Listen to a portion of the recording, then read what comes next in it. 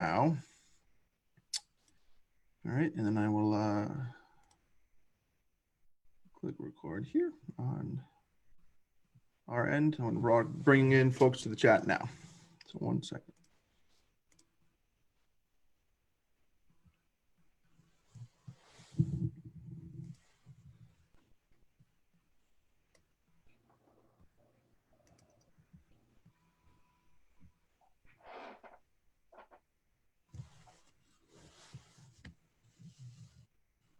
All righty, good afternoon, everyone. Thank you for joining us here on a pretty dark and soon to be very wet Friday afternoon here in July. My name is PJ Prunty. I'm the president and CEO of Greater Danbury Chamber of Commerce. I'm excited to be joined by two individuals today on our chamber chat. We are here with Kathleen Lindenmayer. Kathleen is the director of the Career Success Center at Western Connecticut State University.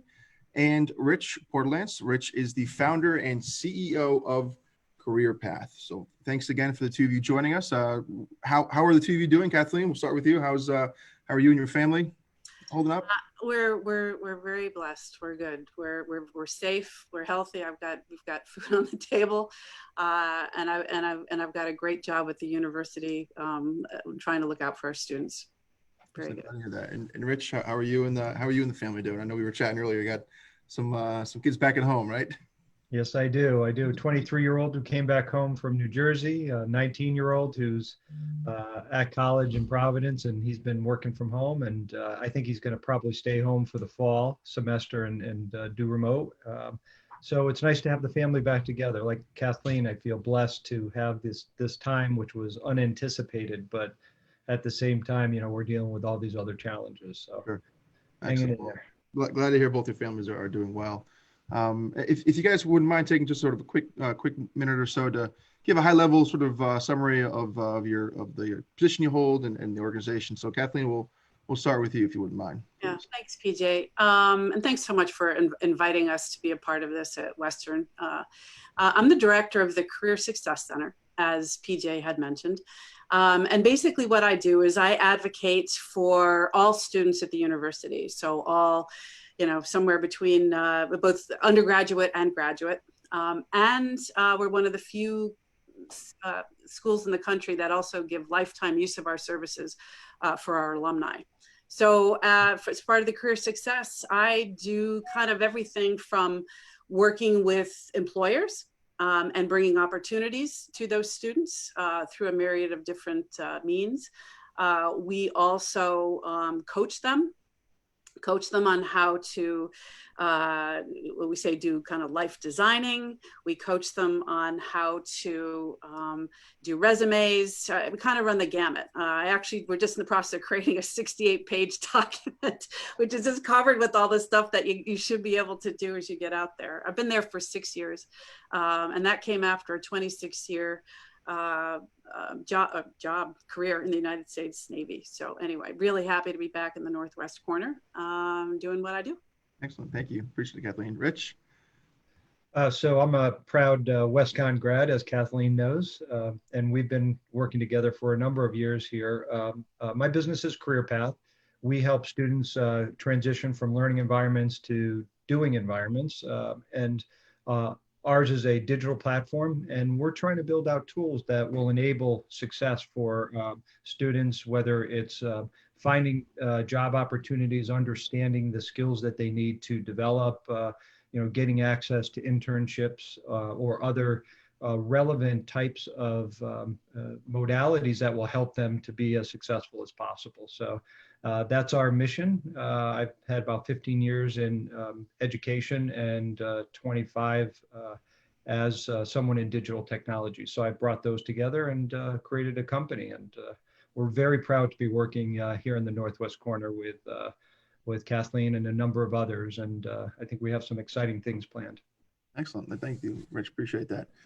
So for those that are joining us here on the webinar, if you have any questions that you'd like to submit to Kathleen or Rich, feel free to use the chat feature that's located right down at the bottom of your screen.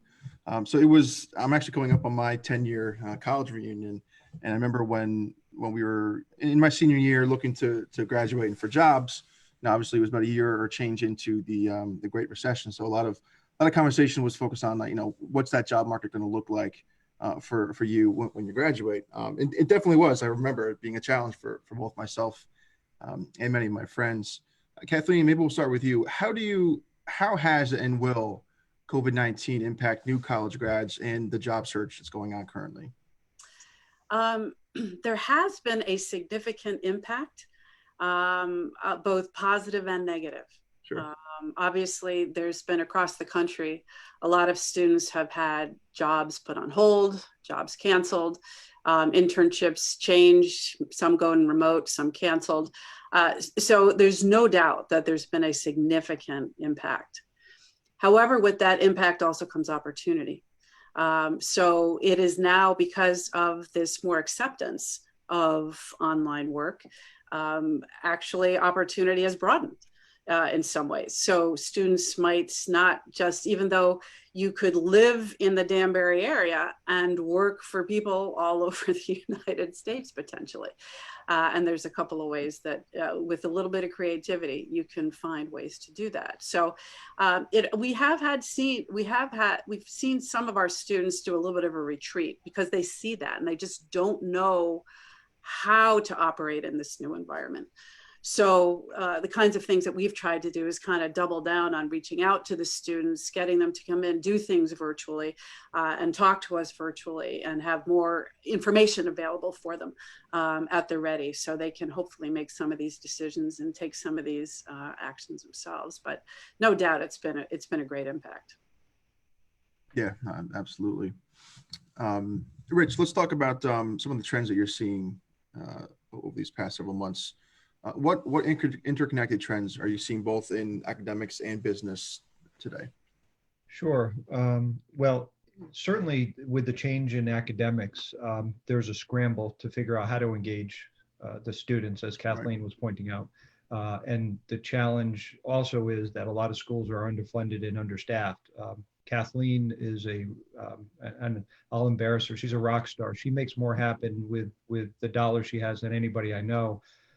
But not everybody is as entrepreneurial as she is. So I'm seeing a lot of indecisive behavior. Some people trying to figure out and asking a lot of questions. On the business side, there's a real mixed bag, because some people are laying off and wondering, what the future of their company is. While some other companies are ramping up very quickly because they're having to respond to COVID, and so they're desperate for workforce. So we're seeing definitely both ends of it. And for us, kind of sitting in the middle, it does open up some opportunities with certain entities, like some of the workforce boards that we work with are being very aggressive about getting programs launched for specific sectors in order to meet those demands. And I think that's going to provide a long-term transition. I don't think the things we're doing today are going to be temporary. I think they're going to be more permanent, because we have to create that continuum from where the student is today to where the manufacturer or the healthcare company is. And because that continuum never really existed, there's always been gaps. And so now we have the chance to build that continuum on a consistent basis. And that's what I'm excited about, is it's kind of putting it all on the table right now. And we have the chance to make it happen in a really productive way. Thank you. Appreciate that. One of the constant feedback that I get from member businesses throughout the Greater Danbury area is the challenge to recruit and retain talent. So let's talk a little bit about that. What requirement changes are required in order for companies to be able to recruit better and retain talent here in the Greater Danbury area? Rich, you can take that, or Kathleen, whichever, whomever prefers. You want me to start, Kathleen? Yeah, please go ahead. So recruiting and retention are kind of cousins. There has to be a continuum. I think they mirror each other, because if you're going to recruit well, you're going to express what skills that you are in need of, and that student or that incoming worker is going to be able to understand and prepare themselves. And then if they're going to retain that talent, they have to take them from that point when they walk in the door and offer additional services to upskill them so that person knows what their opportunities are. And so I think that's, people realize that, but it's also getting the mechanism in order to provide that uplift, so someone can walk in the door and they know what you're expecting, and then and be able to achieve their goals as an individual, to elevate through that company and not just walk out the door, which happens. I think they say something like 60% of first-time hires leave within the first year, and that's a $54 billion challenge throughout the America. So huge issue that can be addressed with some of the changes that we're seeing. Gotcha. Yeah, I would definitely echo that, especially that part about growing your talent. And sometimes that starts before you've got full-time employees. I've been on a lot of webinars with big organizations across the United States, and they talk about one of the biggest mistakes that they make is stopping hiring and not growing their workforce. And one of the key parts to that is, access to students at universities, bringing them in as interns, giving them project, just kind of keep that connection, and with jobs, with projects, with whatever, with some kind of real connection, so that you're literally growing talent from the seedlings, right? So and that could happen at anything from it could be a project work to a group class, it could be a project to an individual, and the career offices usually are the connections to make that happen. But there's, as I said, growth. It will take some companies, as Rich was alluding to, years to recover, especially some of the bigger ones, to actually stop doing that. If I know that COVID's got some, horrific impacts on all of it, but you can't ignore that people side of it. Yeah, that's a good point. That's interesting.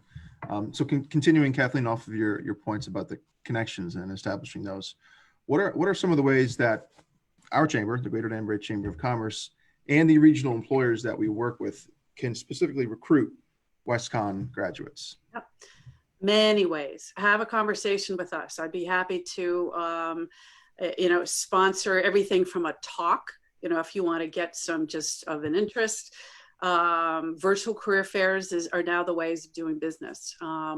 We did one virtual career fair in the spring. I was very happy with, we had about 80 employers, and now I'm starting to partner with schools.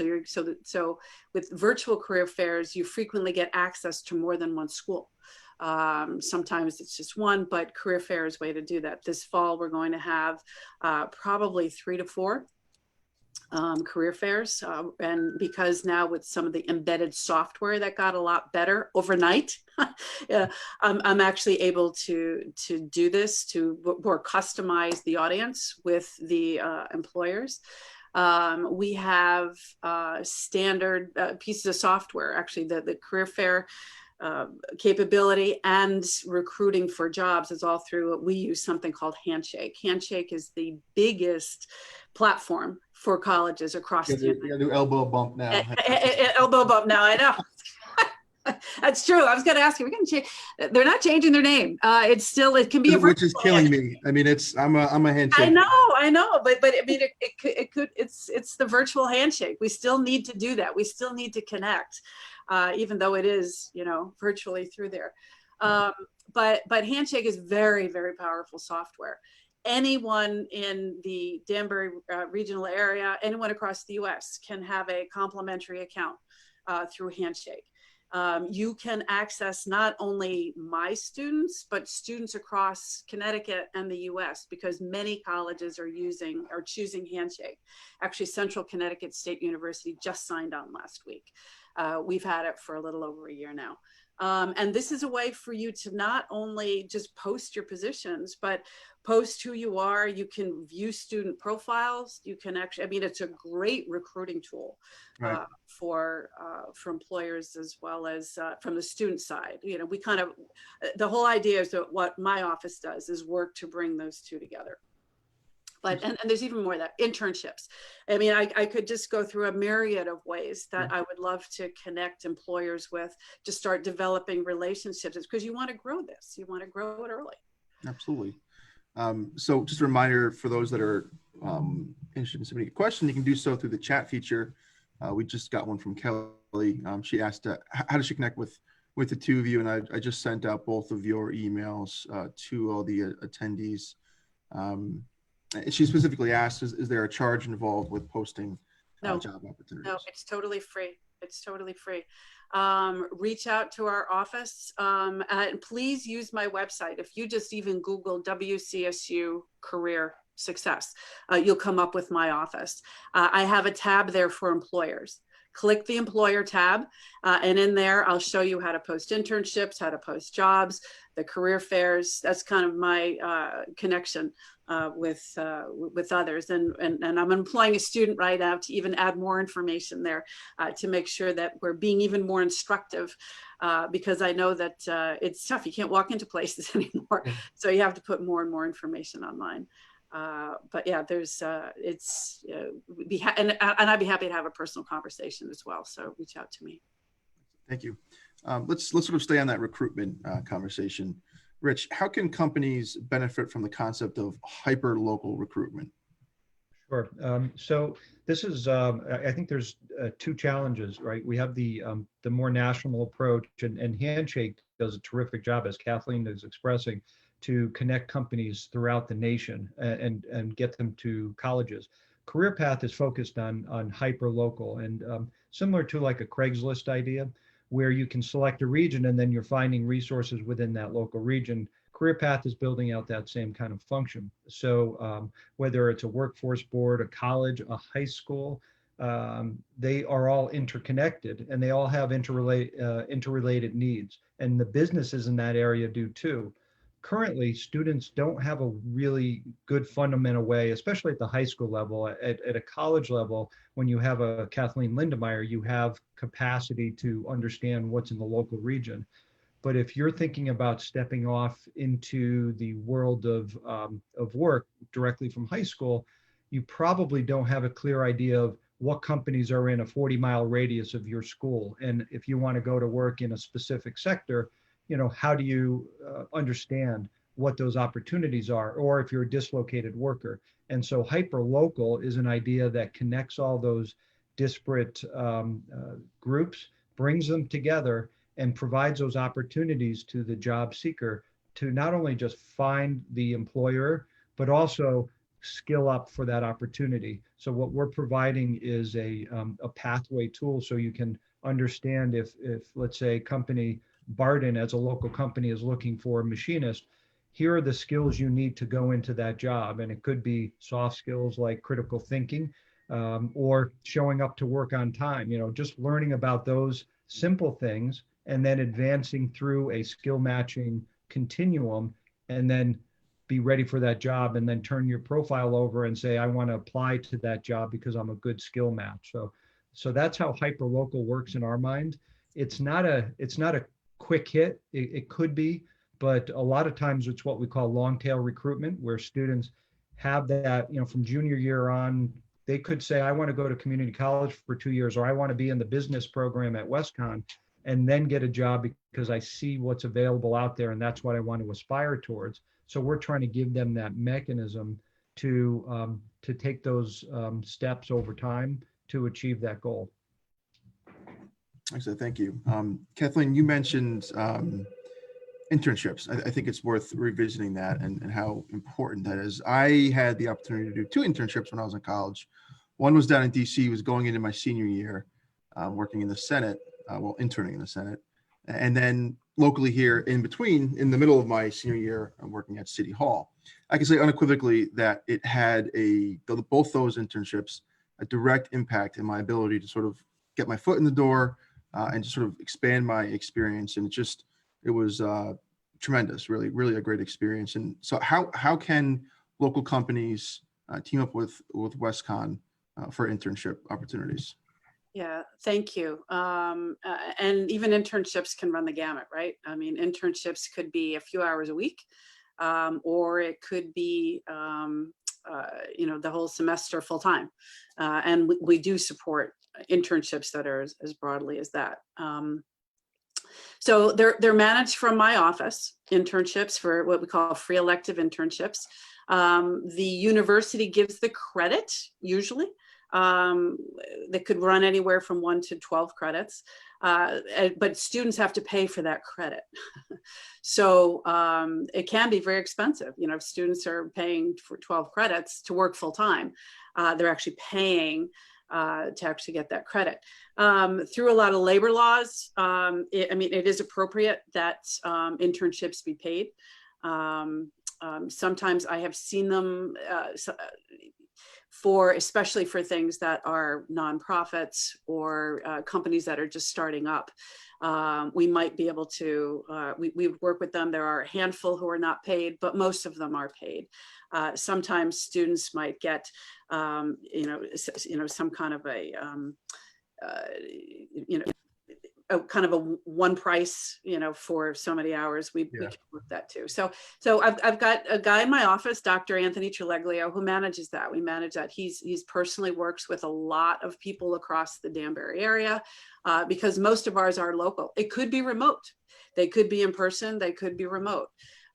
So you just work with us. We will kind of fashion it, if you would, make sure that it's a good, appropriate work.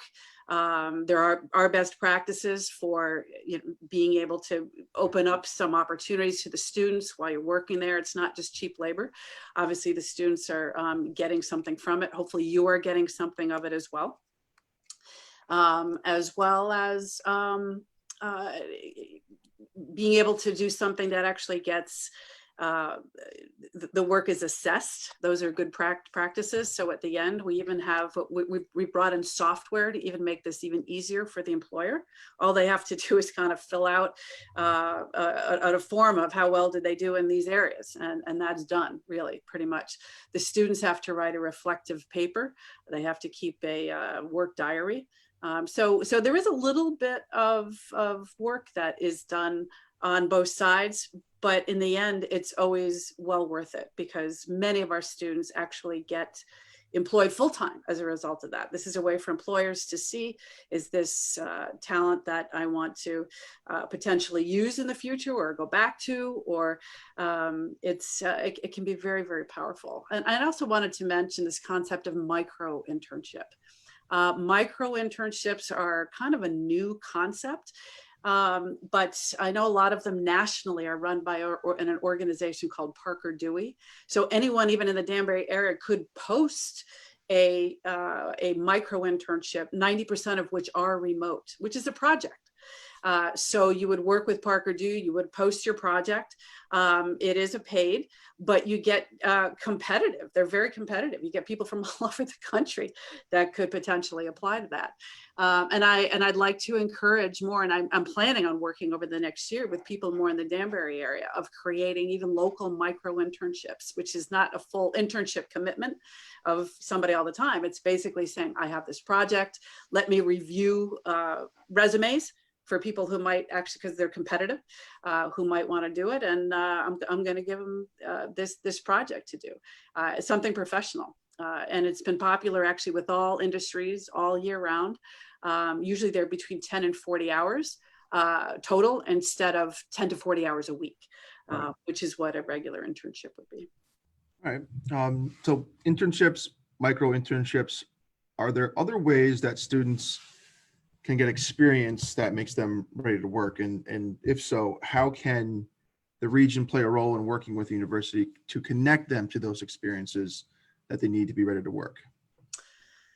Yeah, thank you for that. And, a lot of, especially in the life design, we're bringing in, we're trying to teach the students about actually using some methodology from Stanford in this whole life design. And that's a big part of this kind of discernment of of how to do, what to do it, understand more about, who I am and what I can do out there, is this process of connections.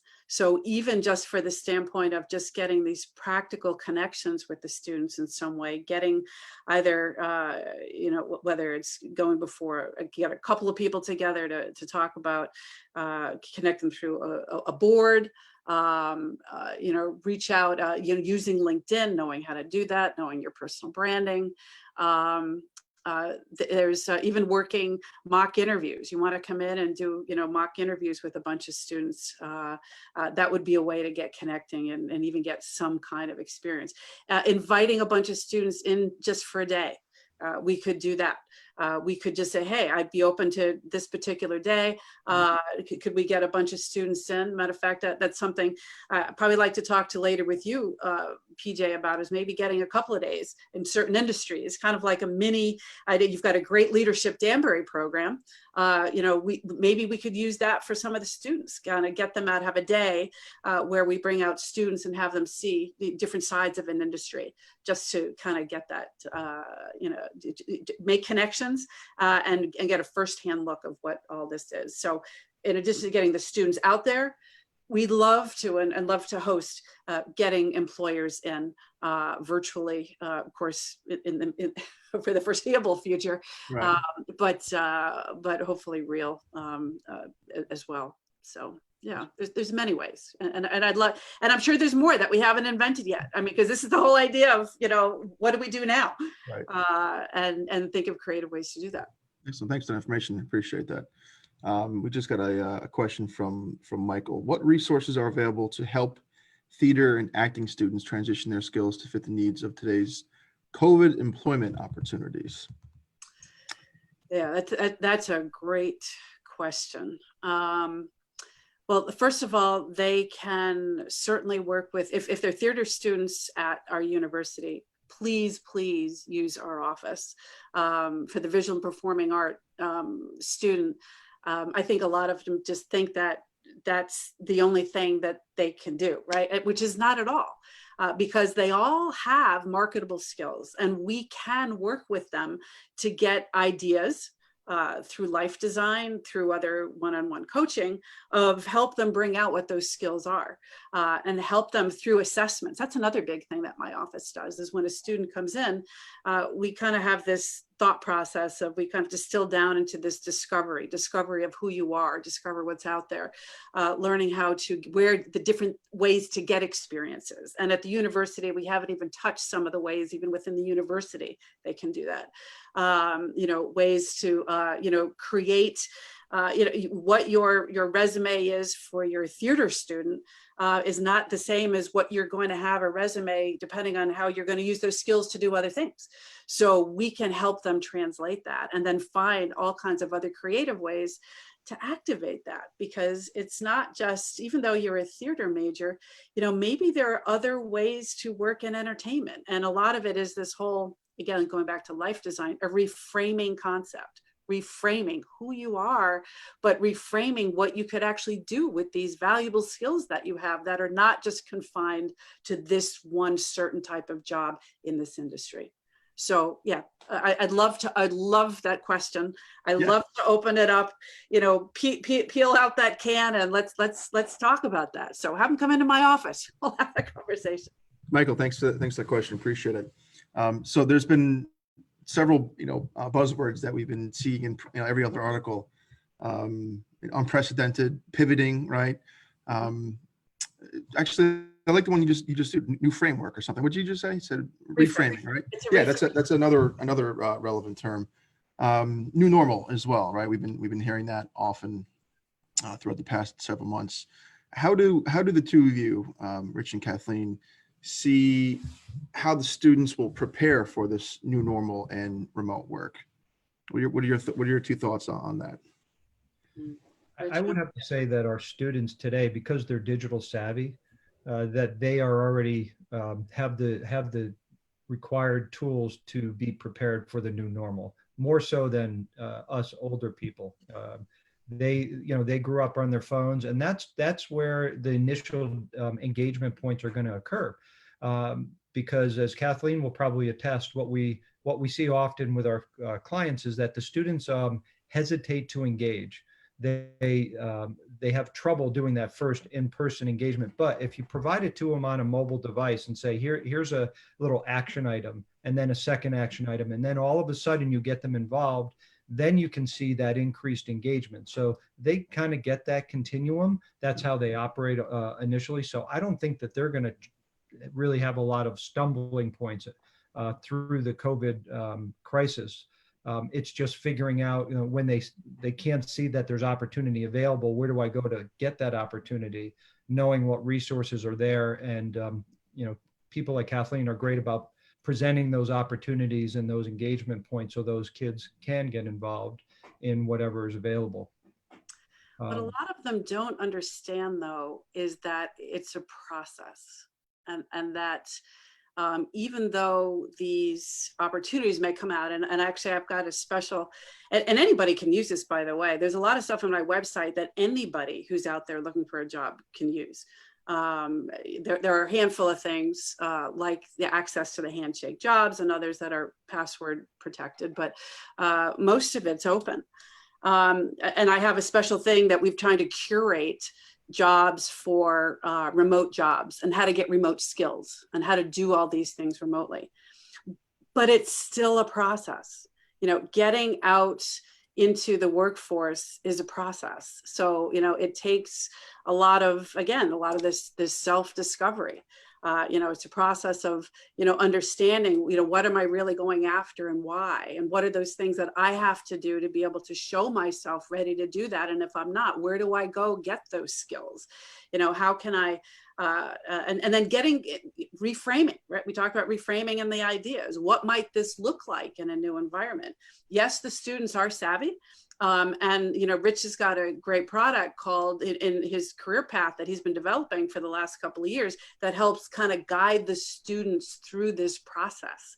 It also, that's one of the conversations that Rich and I had a couple of years ago as to how to, when we structure career path, it kind of has to define the process to show them that it doesn't just happen automatically overnight just because you get the degree.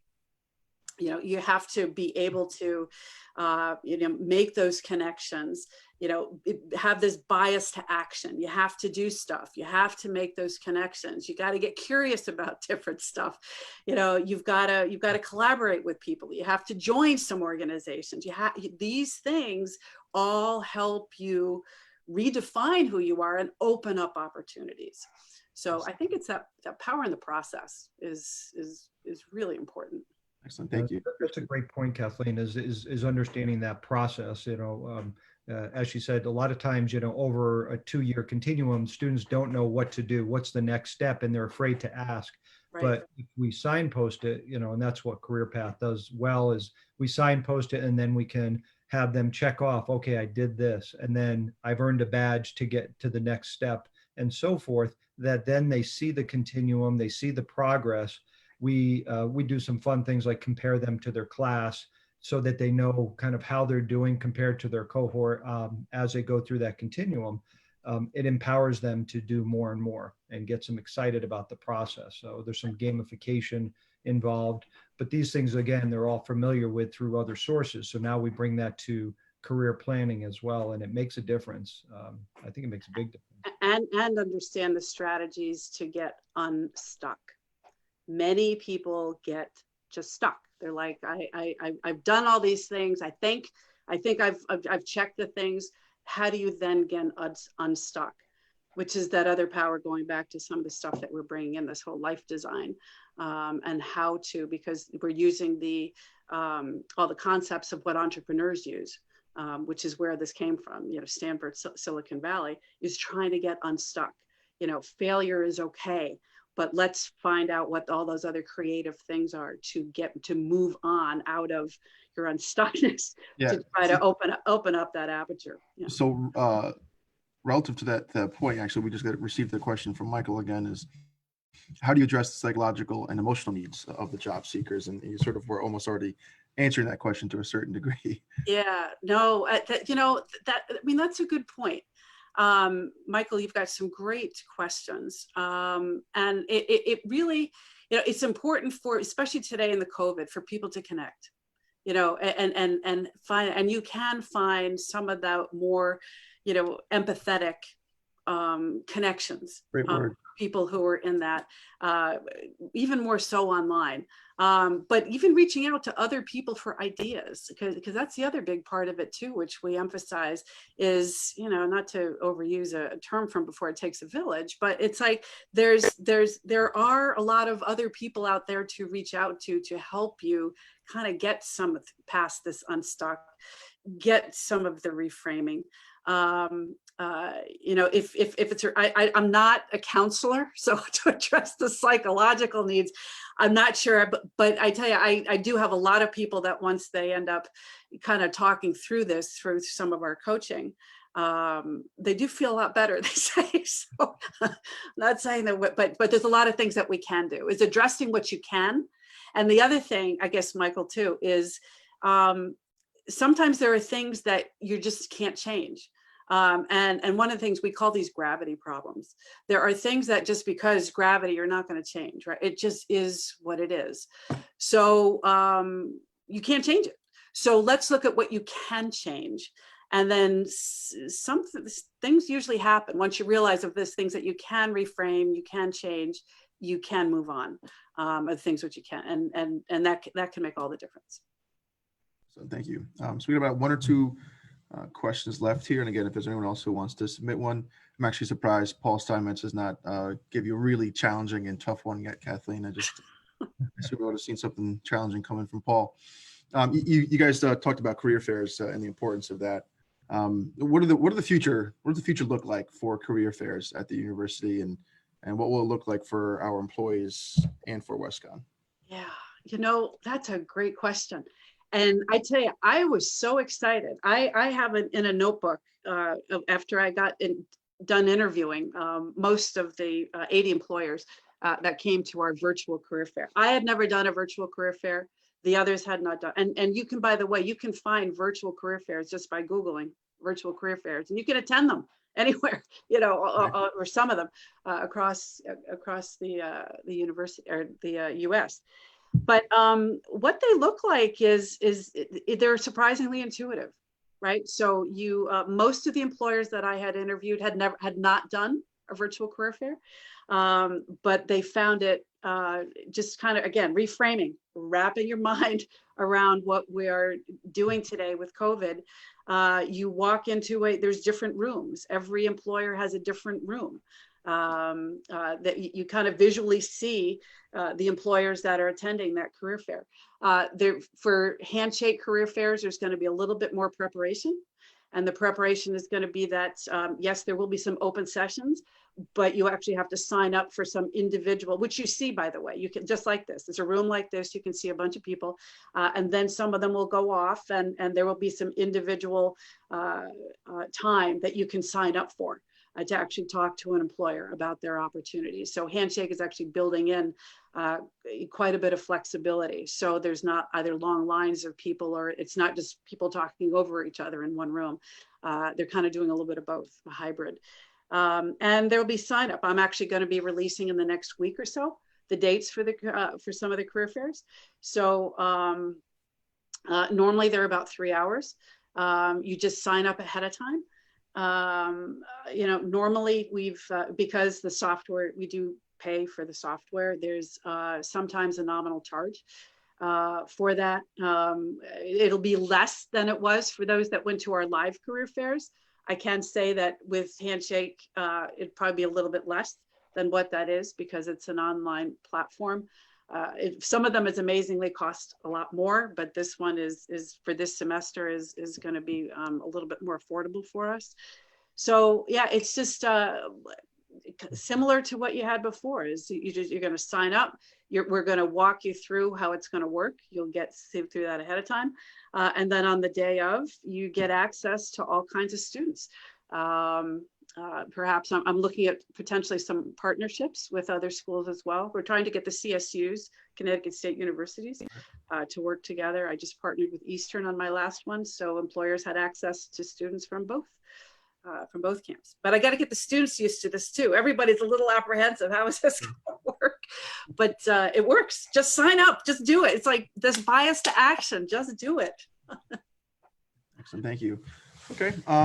Any other thoughts or closing remarks from either of you for today's conversation?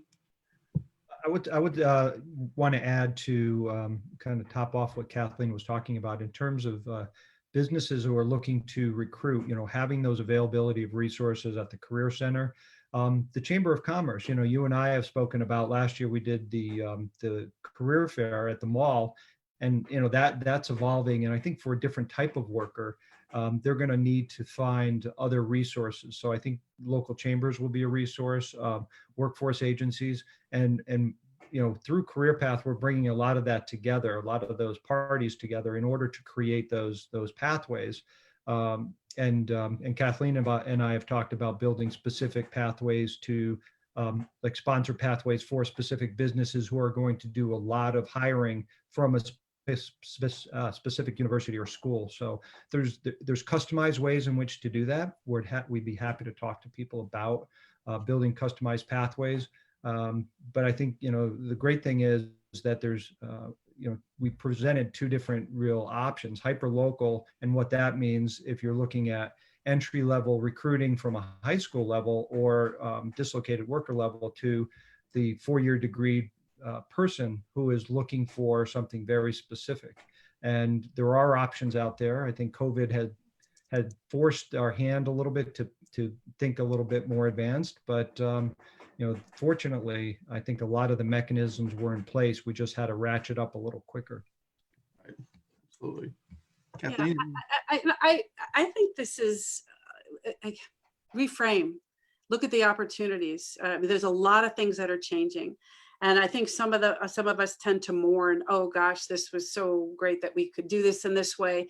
Look at this opportunity. For those of us that are in the arts, I know this is a tough time for those that are in the arts right now. Reframe, just think about, so what can you do when those things are going to be brought back, which they will. What more are you going to be able to do? Who would have thought now that a drive-in movie theater would be the cool thing to do? I actually, we taught a class in life design last semester, and believe it or not, there was somebody who's really interested in movie theaters and then thought, I'm going to look at the drive-in movie theater, right? So it's time for creativity. Opportunity is out there. There are lots of people who want to hire remote workers. There's great ways to skill up. My website has a lot of those opportunities if you want to take a look at those. And we're always adding to those. You can even volunteer remotely. So getting involved in your community, connecting with people, or reframing, doing things a different way, looking at different, even if some of the most powerful things you could do is, okay, if you couldn't do this, what other things are you really interested in that you may be able to bring that into? And sometimes all of a sudden your little oyster opens up, and, getting that unstuck and opportunities there. And it's okay to think, maybe you're not moving up or over, but at least moving over and doing something different can be very refreshing, or getting a skill for something. I always thought about that, but hey, if this is what's going to pay the bills, this is good enough for now, but it could also open up some other opportunities for me. So, and I think that's good for whether you're an employer or you're a student. Excellent. Thank you. Appreciate it. I just resent out both of your emails to the group if they want to connect with you. Also, if you can't grab it off of there, you can reach out to me. I'd be happy to connect you both with Kathleen or Rich. So thank you again for the two of you taking time out. A great conversation. You guys are great partners with the Chamber. We look forward to continuing to work with both of your organizations. And for those that joined us today, thank you for taking time out. Appreciate it. I hope everyone stays well and stays healthy and has a nice weekend. Yeah, thank you very much, PJ. This is great. Take care, everyone. Take care now. Kathleen.